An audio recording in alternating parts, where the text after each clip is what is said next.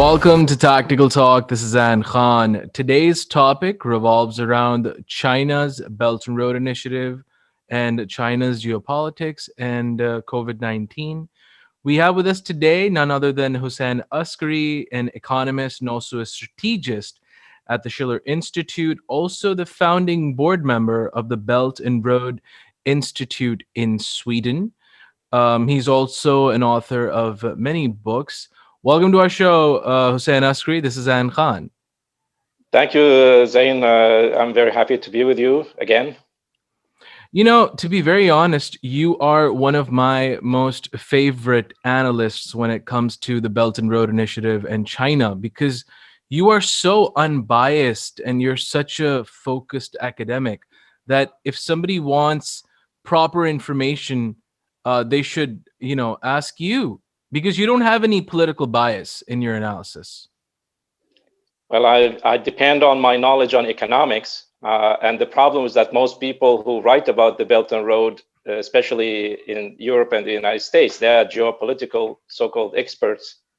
They have very little idea about economics, as I understand it, through my teacher, the late American economist Lyndon LaRouche, which is focused entirely on man's relationship to the universe through increasing man's productivity through scientific and technological breakthroughs, which is creativity, which is the essence of human existence. We are different from any other creature through our creativity and our mind. That's what distinguishes. And therefore, I look at everything from an economic standpoint, but also from this philosophical scientific background. Okay, I want to ask this question, and everybody's been asking me this question, and you're one of the experts on the subject. Trump is gone. He's history. Joe Biden, he's in. Many consider Joe Biden to have a soft corner for China. How do you see Joe Biden's foreign policy towards China? Is it going to be better than the Trump administration? Yeah. Okay, let me start with something which really disturbed me this morning. There was a terrorist attack in Baghdad, my birthplace in Iraq. And this has not happened. There are many civilians killed in a marketplace. It was not a military target. And this has not happened. Very sorry to hear that. Yes, and it's really a very bad sign because this has not happened for several years now. Iraq was relatively quiet after the end of the so-called Islamic State. And it is coming in the middle of a situation where we have a growing popular movement, which is demanding that Iraq joins the Belt and Road actively, and that the so-called Iraq-China agreement, which is called the Oil for Reconstruction, be activated because the current government is not doing any work on that very important agreement for rebuilding Iraq in cooperation with China, whereby Iraq just sells oil and in return, Iraq gets infrastructure, technology, and industrial development. And that consciousness in the Iraqi people is very, very special. I mean, I have had a role in that, being an Iraqi, and I've also joined certain groups in Iraq, not political, but economists and others. And right in the middle of this, we have somebody who's trying to shift the discussion from economics to security and sectarian problems. And as you know, Iraq is a very soft place for creating sectarian disturbances, as we noticed before, using people's emotions and terrorism to turn the whole subject upside down into a security thing. Now, this is a bad omen for the situation. Now, what people say about the difference between Biden and Trump, remember that when China announced the Belt and Road Initiative in 2013, the ones who stood against it was the Obama-Biden administration. And Obama administration shifted the whole focus of the United States in the so-called pivot to Asia from the Gulf to the South China Sea.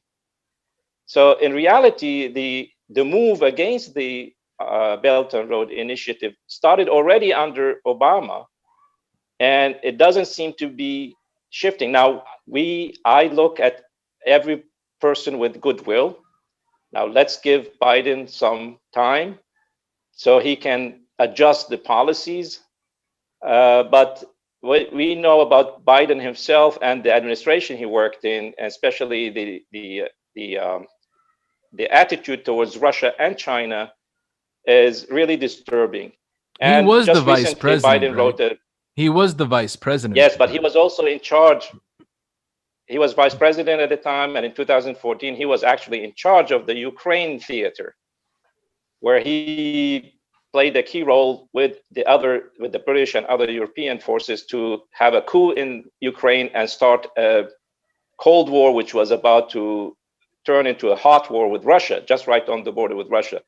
Now, Biden recently wrote an article in Foreign Policy magazine where he says, what I'm going to do, unlike Trump, who divided Europe and the United States, but I think what Trump did was actually disturb the British, especially because he was about to abolish the special relationship with the British. But Biden says, I'm going to unite the United States and the Europe against Russia and China, and stand up to China. Now, this might be rhetoric, we don't know, but let's give the man some time to amend things which were destroyed in the previous period. But for Trump, for his credit, Trump is the American president in the last decades who did not start a new war, although he continued certain problems.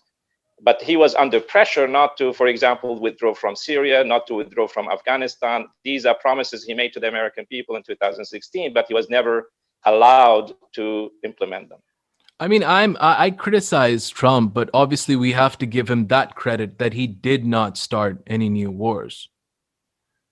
Yeah, that's true. I mean, he had certain good intentions, but being an outside man, the establishment in the United States, what people call the military-industrial complex, which he himself criticized, they don't like outsiders. They want somebody who is easy to control.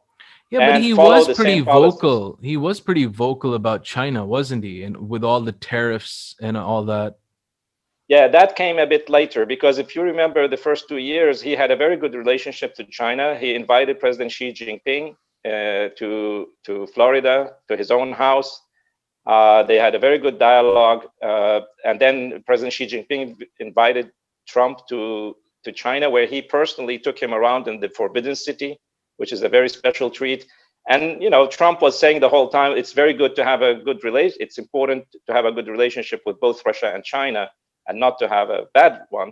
But then he tried to amend certain discrepancies in the trade relationship between China and the United States, because the United States, we have to admit that it has turned into a complete consumer economy.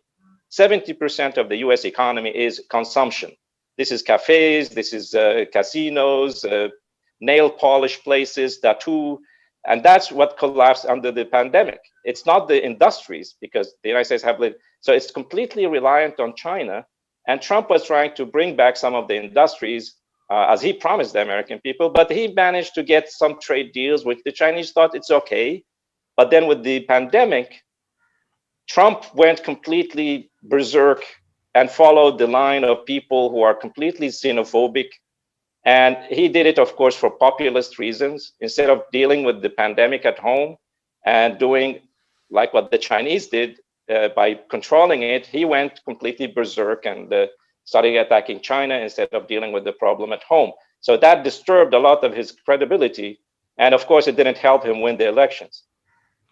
Now let's get to the bullet points, and so we can move forward. What was Obama's policy while he was with Biden?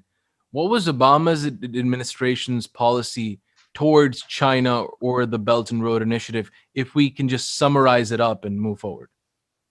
Well, it was a continuation of the regime change policy. This is the policy which Tony Blair initiated and said that there would be a new world order beyond what we had, what was called the Peace of Westphalia order, where nations are sovereign and independent. Tony Blair said, no, we, the civilized world, will decide which government is failed and which government should be in power. And then they came up with this idea of responsibility to protect, that Britain and the United States and their allies have a responsibility to protect the Iraqi people, the Libyan people, the other people, against their rulers. And therefore, you had this whole new world order, what people call the new American century, initiated after 9/11. And then it continued under the Bush-Cheney administration. We had the sectarian violence in Iraq and in the region. And then we had a series of regime change policies, starting with Libya, Syria. We had the attack on Egypt and the creation of the Islamic State as a result of that. So that was really the policy of the Obama administration, but also the shift to encircle China and Russia became a pivotal policy of the United States, but also of its allies, Britain and other countries in the EU. So now we have a divided world where you have Russia, China, the Shanghai Cooperation Organization, the Belt and Road nations on one side, and you had the Atlantic bloc, which is the Anglo-American and European allies against the rest. And this is what is people. So how do you, like, if we Biden is in now, how do you see the future of the Belt and Road Initiative after Biden starts making the decisions? Well, one thing which people admit, even the opponents of the Belt and Road in the West, is that the Belt and Road is unstoppable. China's economic rise is unstoppable. So instead of trying fruitlessly to stop it, they will try to prevent newcomers or European nations or the United States to join it. So we will have a divided world. The Belt and Road is not going to stop. It's growing. And there are now narratives that saying China is shrinking from its, ambitions in the Belt and Road. It's rolling back its investments in the Belt and Road. And people even in Pakistan say the CPEC is like now failed. The Chinese tried something, and now they have that's a false narrative they're trying to push. The Belt and Road is there to stay. China recently released a number of white papers, which is very important for people who want to really know where things are going. Because with the China, when they say we're going to be like here in 2020, we will be here in 2030, we will be here in 2050, then it will happen. So the Chinese released a number of white papers, one on transportation, one on energy, but also the latest one on January 10th on international cooperation. And there they say the Belt and Road, with all its layers, the Belt and Road is not only infrastructure and trade, because you have scientific, industrial, space cooperation, digital cooperation, and and also cultural cooperation. And they say this is going to be our policy in the coming 5 years and into the future. So when I speak about the change of policy, when you have the Republicans in the United States, it's always America first and it's always America centric. When you have the Democrats, they're more pro connectivity. They're more into the one world sort of, we're all in it together sort of a narrative. So they're all pro connectivity. So that's why I'm asking, would it have any sort of impact on the Belt and Road Initiative? Yeah, so when I was a handball player for many years in Iraq, including in the national team. And one of my coaches told me, don't look where the opponent player is looking. Look at his feet, where he is moving. Because he might look somewhere, but his feet are moving somewhere else. So between words and actions, we should not listen to the words unless we have some goodwill towards people. We should look where their feet are going. What they are doing is the real issue. The Democratic Party has turned into what we call liberal imperialist organization, where they say, oh, we are not in Iraq for oil, we are in Iraq for protecting human rights. So they have a different narrative, but the effect is the same as happened under the Obama administration. We are for democracy. What does that mean? Well, we have to go change the government in Ukraine and start a war with Russia to protect democracy in Ukraine. So the narrative is different. The tools are the same. So where their feet are going is what is important, not what they are saying in words.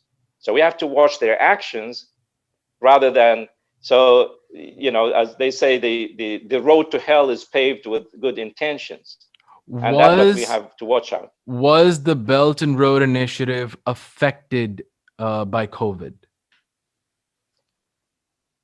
Initially, we have to distinguish between, you know, the supply chains, trade, and the Belt. The Belt and Road is a development process. This is what Mr. LaRouche said. This is what the Schiller Institute said from the beginning. We actually, it's not exaggerating, we designed the new Silk Road, okay? Since 1992, 95, 96, we have books to prove that. It's a development program. It's not simply a trade program. When the Chinese president said we're going to build the economic belt of the new Silk Road, he did not say the trade belt of the Silk Road. It's about economic development. And economic development means building the economic platform, which is the infrastructure first, because without infrastructure, power, transport, water, healthcare, and education, you cannot build an economy.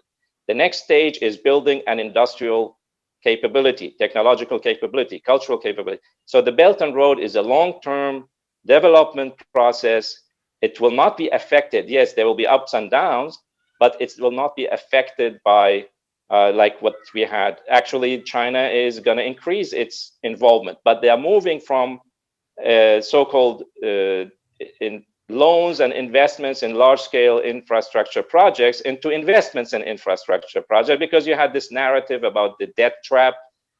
I mean, the case of Pakistan is completely false, because many of the projects China is building, they are investments. They are financed and built by Chinese companies. Pakistan is not taking loans. But the Chinese are moving to a new stage. I mean, it's different. In Africa, still Africa needs large-scale infrastructure. But in other areas, like in Southeast Asia, China is moving into a new stage, which is industrialization in these countries, even outsourcing some of its industrial capacity to these countries, like in Vietnam, Laos, and Cambodia, and so on and so forth. So the Belt and Road is a long-term process. It will not be affected by. And now remember, it's not only China. Now we have about 136 countries have joined, including European countries like Italy, Spain. These are big economic powers in Europe. So this is not something which is based on whims and electioneerings. It's not an election program of President Xi Jinping. President Xi Jinping does not have to worry about the next elections. So they do things in China on a long-term basis, and they want to transform that kind of thinking, project it internationally, so nations look at long-term developments rather than each government coming in, changing the policy. Now, speaking of Pakistan, and you were speaking of the CPEC just at the moment, you're in the Schiller Institute. It's one of the leading think tanks when it comes to the Belt and Road Initiative. How do they look at the CPEC? How do you look at the CPEC? Because many experts say that CPEC, the China-Pakistan Economic Corridor, it's one of the front runners of the Belt and Road Initiative, and its success is showing the world how big of a project the BRI could be.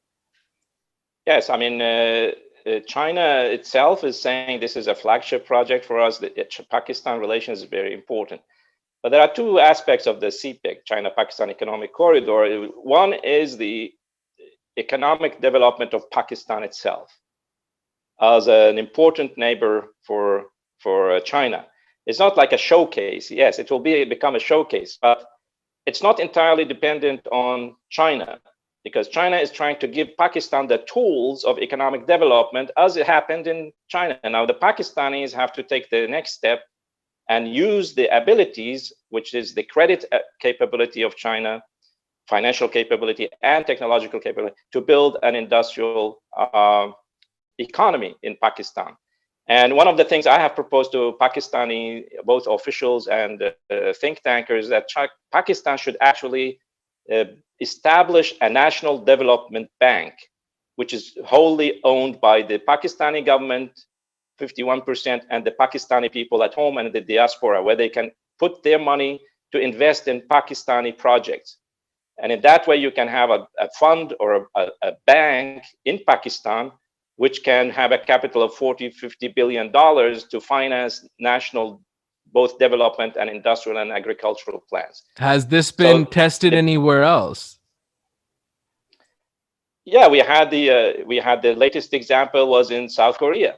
Then the Korean National Development Bank was the motor for financing the Korean miracle.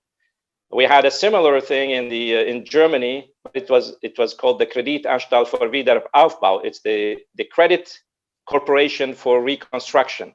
This was built under the Marshall Plan with guarantees and backing from the United States. So the Germans were allowed to issue credit in German mark to finance their own projects backed by the United States, but the United States did not give money. The same thing can happen in Pakistan, where the Pakistanis can have their own national development bank. It can be backed by guarantees from China, but it should be financed by the Pakistani government, different institutions, but also the Pakistani people. Now we have smaller examples, like in Egypt, to finance the Suez Canal. The Egyptian government went to the Egyptian people and asked them to finance the project. So the Egyptian people, in 1 week, they raised $8 billion because the government said this is an important thing. Ethiopia, they built the dams by selling bonds which were bought by the Ethiopian people because the West refused to finance the water dams. So the Ethiopian people bought the bonds to finance the dams. So these are things that are possible. There are precedents in history. It's nothing new. But of course, the Western financial interests don't like that kind of thing because it takes the power from them and place it in the hands of the sovereign nations. Another aspect of the CPEC is, of course, a strategic aspect, which is that China needs to diversify its routes to its markets, to its neighbors, and secure its neighborhood. So if Pakistan is stable, and Afghanistan is stable, which will be the next stage, and Kyrgyzstan is stable, and Uzbekistan is stable and prosperous, this is important for the security of China itself. The other thing is that we have China's dependence still on oil and gas from the Gulf. Now we have bottlenecks which are could be controlled by Anglo-American interests, like the Hormuz Strait, the Malacca Strait. These are bottlenecks, real bottlenecks for the flow of trade and especially oil and gas. So China might need to diversify its routes to get its energy from the region, but also now is working intensively with Russia to get oil and gas from Russia directly into China.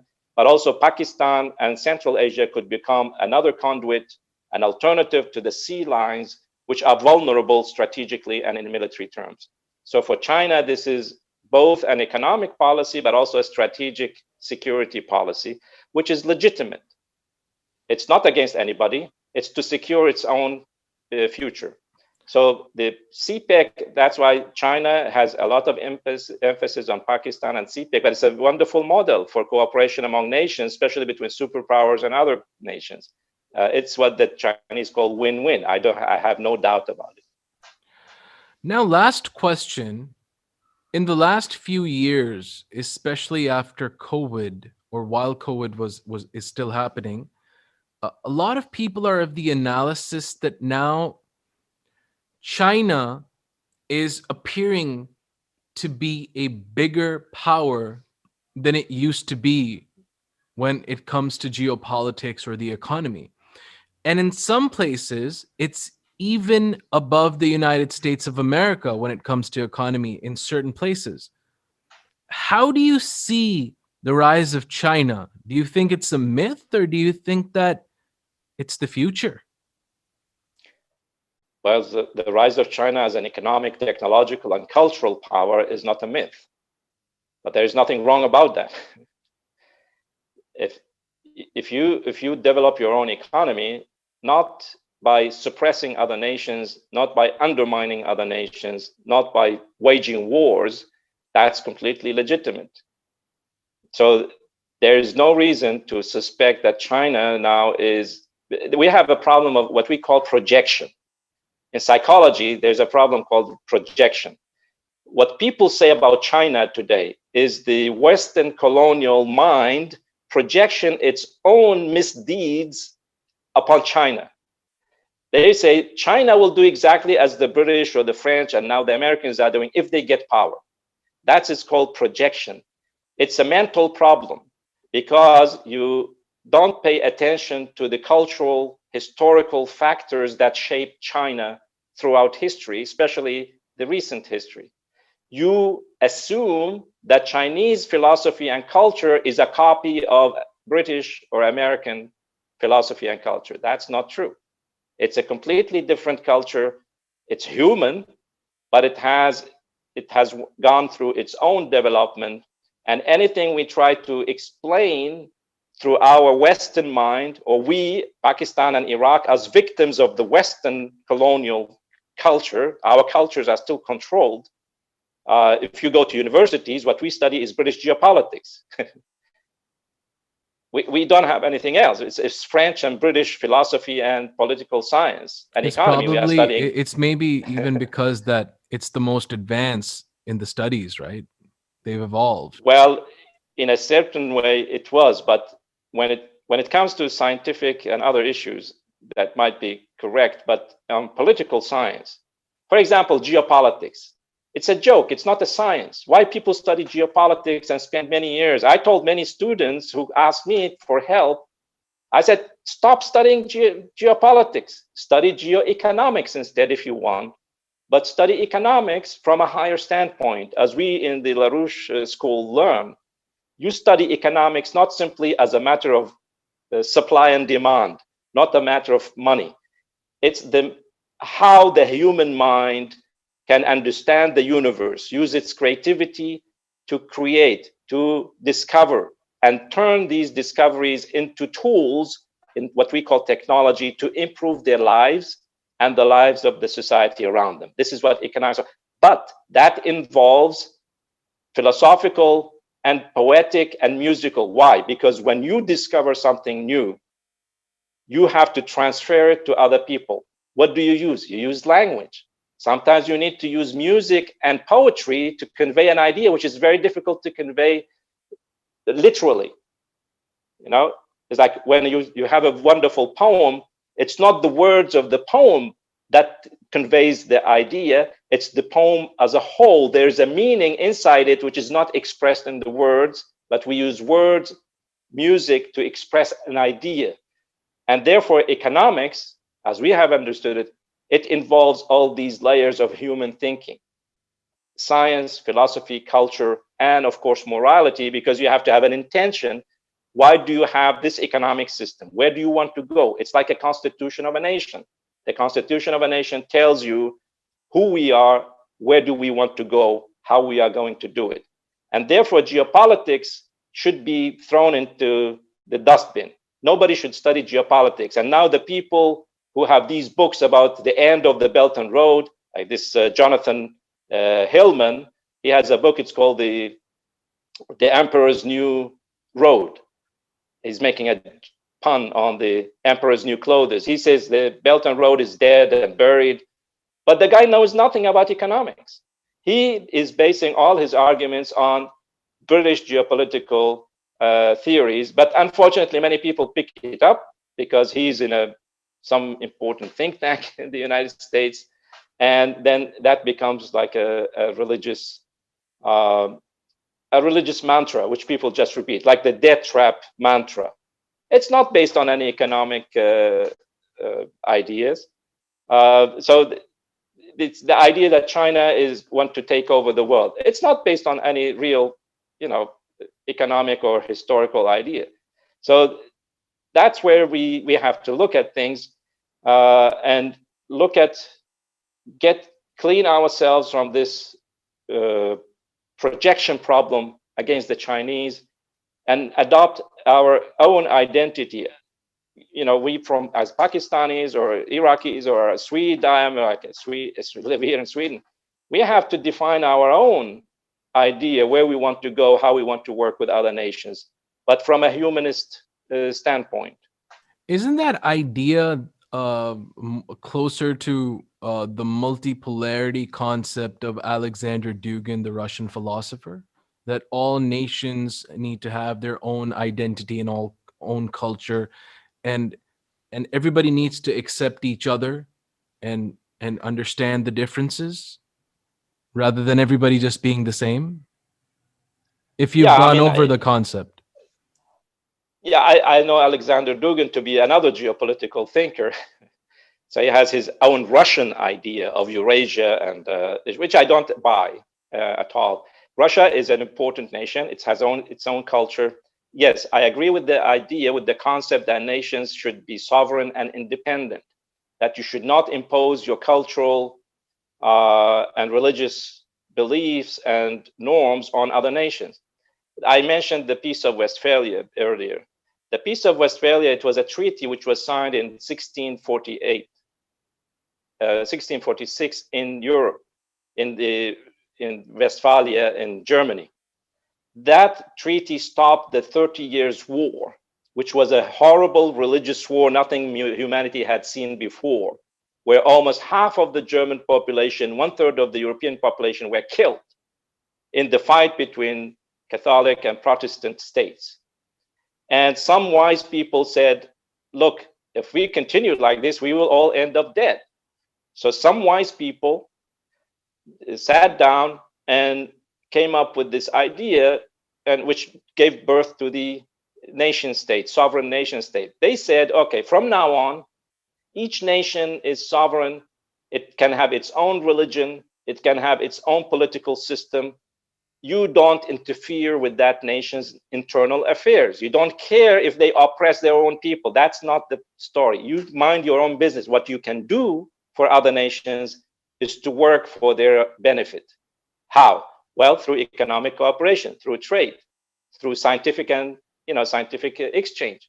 That's how you build better relations with nations. But you don't tell other people how to live their lives. That Peace of Westphalia principle became one of the principles of the United Nations Charter after World War II, that nations are sovereign and independent. They decide their own economic policies, their own domestic policies, and so on and so forth. But if that nation becomes a threat to world peace, then that's another story. But that applies to everyone, not only to Iraq or Russia, or anyway, it applies to the United States. It should apply to Britain. And that's why I mentioned Tony Blair was very adamant. And also with him, we had Henry Kissinger, who said we should forget about the Peace of Westphalia principle, because we, the civilized world, have the right to determine who's wrong and who's right, not the leaders in Africa, not the leaders in Asia. And that was the biggest problem we have had in the past 2 decades. This idea that you, as a powerful force, you can go and create rampage anywhere you like because you are powerful. And that's what people say China is going to do. But that's not going to be the same. They have a different philosophical standpoint. This was Hussein Askary, an economist and also a strategic analyst at the Schiller Institute. He's also a founding board member of the Belt and Road Institute in Sweden. He's a co-author of many books. We were discussing Joe Biden and the future of the Belt and Road Initiative. Until the next episode of Tactical Talk, keep on watching Tactical Talk. This is Zain Khan. Take care and goodbye.